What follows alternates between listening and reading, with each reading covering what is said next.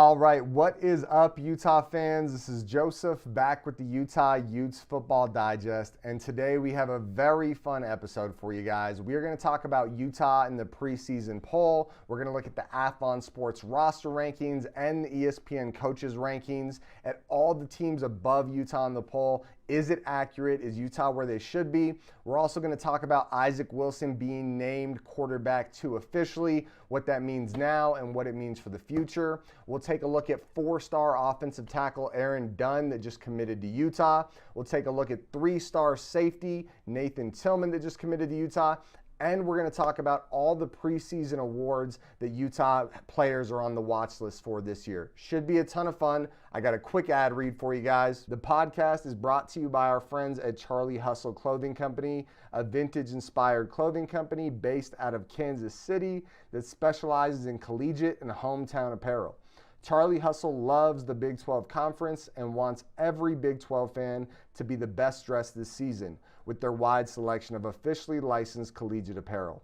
That includes Utah gear, which they launched this summer in honor of the Utes joining the Big 12. Use promo code 101215 for 15% off all non-sale items. With more than 30 schools to choose from, including all 16 Big 12 schools, they've got you covered with all of your collegiate apparel needs. Shop today at charliehustle.com and use the promo code 101215 for 15% off all non-sale items. Again, that's charliehustle.com, promo code 101215 for 15% off all non-sale items. Charlie Hustle, vintage made fresh. We got a fun episode ahead, guys. Please make sure you smash that like button. Also, comment down below as we go through our different topics. I want to hear your thoughts. And if you haven't already, we put out a ton of Utah Utes football content. This is not a gymnastics podcast. This is not a baseball podcast. It's all about Utah Utes football. So subscribe if you haven't already. Outside of that, let's go ahead and dive in. Go Utes.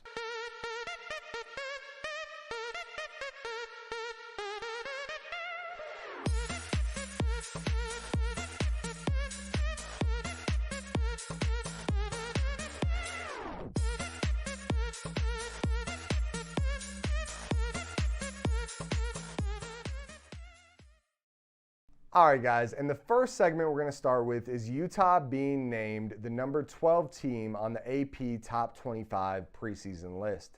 Super big honor, and there is a lot of really good teams above Utah.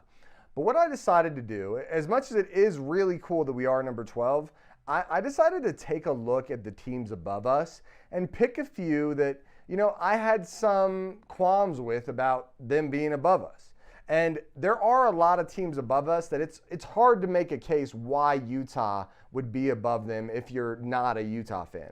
But as a Utah fan and just as an unbiased person, I think there are teams above us that it doesn't make sense. So what I did is I pulled the Athlon Sports roster ranking for every team above us and for Utah. Then I pulled the ESPN coach ranking for every team above us and for Utah. Now, a lot of teams, the coach ranking, they weren't ranked. It was just the top 10. So if they were outside of the top 10 but still receiving votes, I just marked them right at number 20. If they were outside the top 10 receiving no votes, I marked them at number 25. Because I can't imagine any of the coaches on the top 12 would realistically be outside of someone's top 25, even if I didn't have them as a, awesome coach. So let's go ahead and start out the gate with Notre Dame.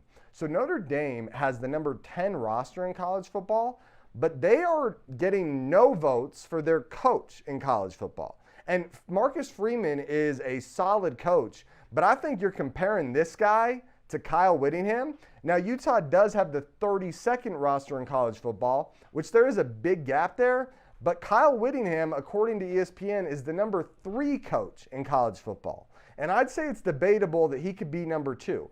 And when you consider that, and if we mark Notre Dame at 25 for coaching and number 10 for roster talent, and we mark Utah at number 32 for roster talent and number 3 for coaching, they both come out to an average of 17.5. And for Notre Dame to be 5 spots higher than Utah, it seems like it doesn't make a ton of sense to me. And if you're going to make me lean one direction or the other, I'm going to lean coaching, right? Especially with all the returning talent Utah has, I would be very surprised if Utah was not a better team than Notre Dame at the end of this year. Next up, let's go ahead and talk about Michigan. Now, Michigan, they've got the number 13 roster in the country, right? Still a very good team that lost a ton of talent after that national championship run, but still a very good team. But coaching-wise, they're not even getting any votes, and I'd say this is arguably a guy that's not even in the top 25. He could be good, but if you're saying you have any confidence this guy will be a top 25 coach or a top 10 coach, that seems crazy to me. And so for them, if I mark him at 25, which I feel is generous, and I mark their roster at 13 from Athlon Sports roster ranking, they'd come out to a 19, where Utah, like the numbers I went over earlier, would be a 17.5. And so again, for Michigan to be 4 spots higher than Utah seems a little silly to me. I don't see many worlds where without Harbaugh and without all the talent they just lost, where Michigan is a better team than Utah at the end of the year. On top of that, Penn State. Now, I do think you got to favor Penn State in some ways because Penn State did beat us pretty bad in the Rose Bowl a couple of years ago. But what's leaning on our side is Franklin is receiving no votes for Penn State. So technically, at the tied for the 13th best roster with no votes for Franklin, they'd be ranked at 19. But I'll go ahead and say that in my top 10 coach rankings, I would probably have Franklin in there. So I think it's fair to say Penn State is okay to be above us in these rankings. Now, finally, Missouri. Missouri has the 24th ranked roster, and they're not in the top 10 for coaching, but Drinkowitz did receive some votes for coaching. He was like second or next up out of the top 10. So I think it's fair to give them that 20 because he received votes for coach ranking, and then you do 24 for roster ranking for an average of 22 there. But still, Utah's a 17.5. So I think you can point out at least 4 teams here where Utah it should be the same, if not higher than them, and should be a top 10 team, clearly to me. But another one that no one's talking about is Ole Miss. Ole Miss, the ESPN coach rankings have Kiffin at number 8 for coaching, and their roster for Athlon Sports is number 20, but I would not have Kiffin at number 8. I'd probably have him more like 15 to 20. So I would say, in my opinion, just like Penn State should be higher than us, even though the numbers don't show it, I would say Ole Miss should be lower than us, even though the numbers don't show it. So overall, great to be number 12, but there's a little information for you guys to talk with your friends about that might be fans of those bandwagon teams as the season gets rolling. But that's Utah's preseason poll ranking. All right, guys, and now we're going to talk about Isaac Wilson being named quarterback 2 for Utah. Isaac Wilson being named quarterback 2 is a really good sign for the future, but also a really good sign for the present. He is a true freshman, and for him to have that solidified number 2 spot this early is a big deal. I think it means that once Cam Rising's gone, there's a really good shot that Isaac Wilson will be the starter. But on top of that, it means that he's ready to play ball now. A lot of us saw the spring game. If you haven't, I have a breakdown on the channel going over everything. But he looked very good. He was the clear second best quarterback outside of Cam Rising. But he looked very, very good, and I'm excited for his future. I think a fun thought exercise is something I saw posted on Twitter this morning. A BYU fan asked, would Isaac Wilson be the starter at BYU? And, you know, it kind of sparked me with the idea that which Big 12 schools would Isaac Wilson be the starter at?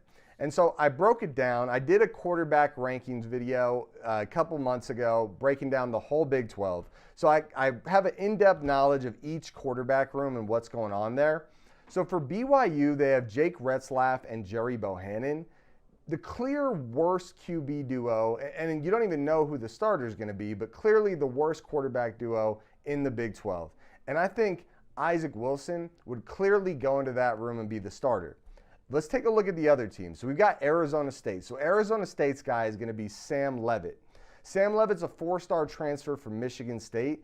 And, you know, he looks like he could be something, but in the small sample size you saw at Michigan State, it wasn't very good. And I think Isaac Wilson would again go in there and beat him out. Then we've got a guy like Morton at Texas Tech. Morton at Texas Tech, good player, very safe quarterback, but overall QBR struggles a lot, not making a lot of mistakes, but not really doing much for you. And I think Isaac Wilson would clearly take that spot as well. Cincinnati, I think he'd beat out Sorsby.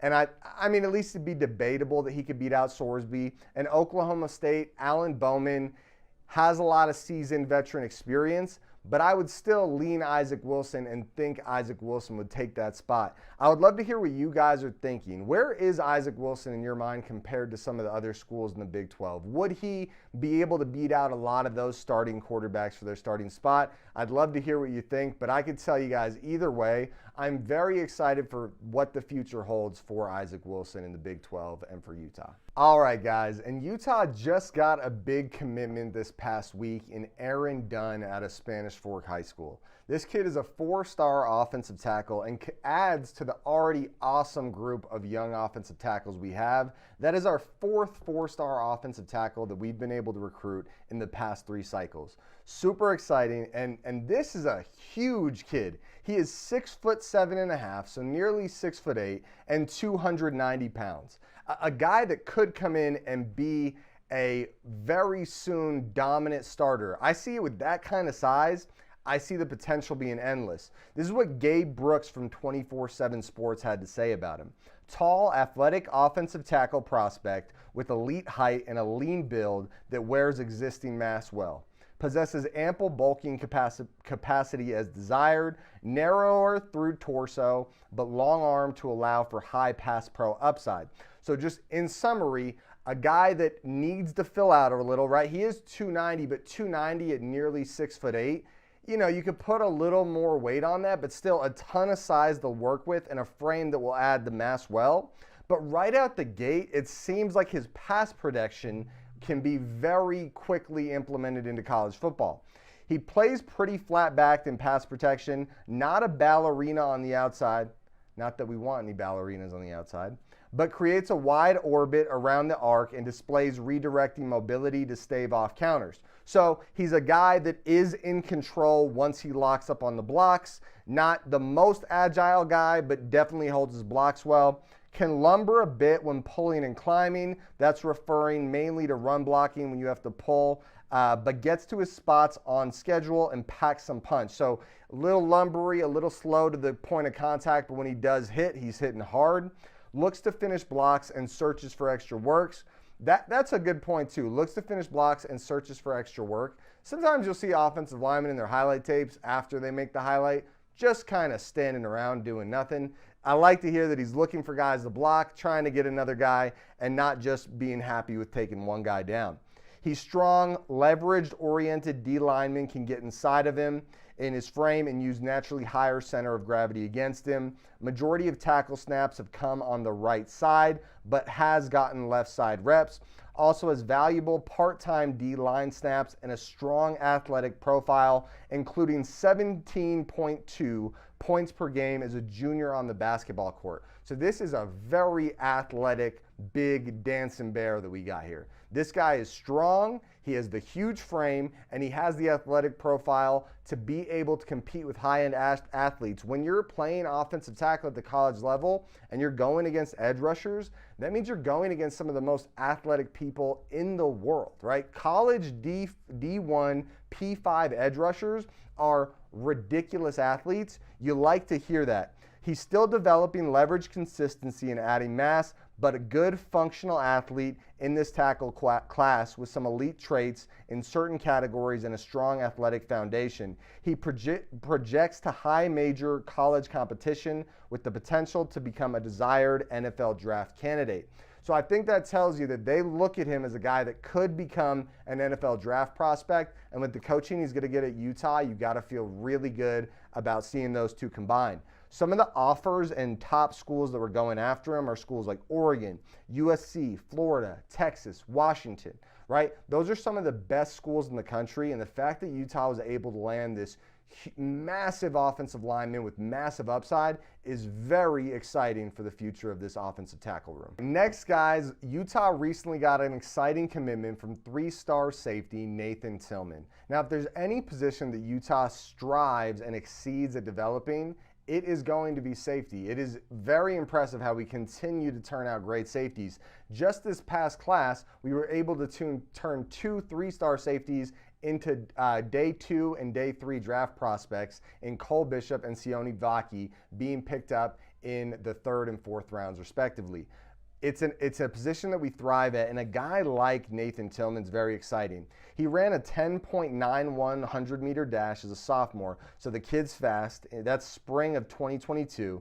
He also ran a 15.75 110-meter hurdles time. And what I like about hurdles time compared to 100-meter dash is that's usable athleticism, right? It's not just running in a straight line. It's, hey, if there's obstacles in your way, how quickly are you moving through those? I like to see a guy with a hurdle time like that. But listen to this, a 43.09 300-meter hurdles time. So he is under, like, that time is wildly impressive for a 300-meter hurdles time. So that means this guy's got the stamina, he's got the athletic ability, and he can move very well. Now, in 8 games as a junior, he recorded 34 tackles. So not a crazy number of tackles, no turnovers in there, but he did have 6 pass breakups. And I think that's probably one of the most underrated stats you're going to find in football is pass breakups. So if he is targeted, which good players like him don't get targeted a ton, but when he was breaking up passes. That's every other game he has a significant pass breakup. In 2022 as a sophomore, 44 tackles, 3 tackles for a loss, 1 interception, 1 fumble recovery, and 2 pass breakups. So that's a little more of an explosive season. Safeties that get 3 tackles for a loss, think about it, guys. Where does a safety start the play? About 10, 15 yards away from the line of scrimmage. 3 tackles for a loss means this guy knows how to sniff out the ball. He knows how to fly downfield and make plays. Plus, he had the interception and the fumble recovery. He's got a nose for the football. He had offers from schools like Texas, SMU, Kansas State, TCU, and Texas Tech. This is a very sought-after prospect in the state of Texas, and a guy I'm very excited to see develop in this Utah safety room. Finally, we're going to talk about the award watch list preseason players for Utah. It's going to start with none other than Cam Rising. Now, Cam Rising is a dynamic player, and every Utah fan knows who he is. He is on the award watch list for the Maxwell Award, the Walter Camp Award, and the Davey O'Brien Award. That means that not only are Utah fans projecting Cam Rising to possibly be one of the best quarterbacks in college football, but so is the national media. And I think if there's anyone that's going to live up to the hype of these award watch lists, it's going to be Cam Rising. I can't imagine too many people thinking he isn't in the running for some of these awards. For me, I'm super excited. I expect a great season from him. Then we got a guy like Junior Tafuna. Junior Tafuna is on the award watch list for the Outland Trophy, Bronco Nagurski Trophy, and the Chuck Bednarik Trophy. Super impressive guy as well. Now, I've talked about Junior Tafuna for a long time, about how the hype's been a lot, has the performance on the field been a lot. But he continues to get that national media attention, and Utah asked their interior defensive linemen to do a lot of the dirty work, and they don't always get the recognition they deserve. So I wouldn't be shocked to see Junior Tafuna start to have that breakout season this year, especially with the trio of edge rushers he's got around him and the deadly duo he'll have next to him at D-tackle. He could really have a breakout year. We've also got Brant Keithy on the John Mackey Award watch list for the best tight end. Brant Keithy, super, super talented player, a guy that is coming off a very serious injury, but before the injury was one of the best tight ends in college football. For my money, the best tight end in college football. So a guy I'm excited to see go out there and claim, possibly claim that award. Then we've got Lander Barton and Karine Reed, both in contention and on the preseason watch list for the Butt Kiss Award. That's the best linebacker award. So if things go well, Utah has a super talented room. And I would even say there's guys that aren't on this list that deserve to have a ton of recognition that they're currently not getting. I know I'm excited, guys. I'd love to hear what you guys think. Who's not on a preseason award watch list that you would love to see be on one of the watch lists or you think deserves to be? I'll give you guys one of mine, Zamiah Vaughn. In my opinion, a top 10 cornerback in college football, and for him to not be on an award watch list is kind of disgusting. I expect him to come out there this season and really punch some people in the mouth and prove some of the doubters wrong. But those are the guys that are going to be on the preseason award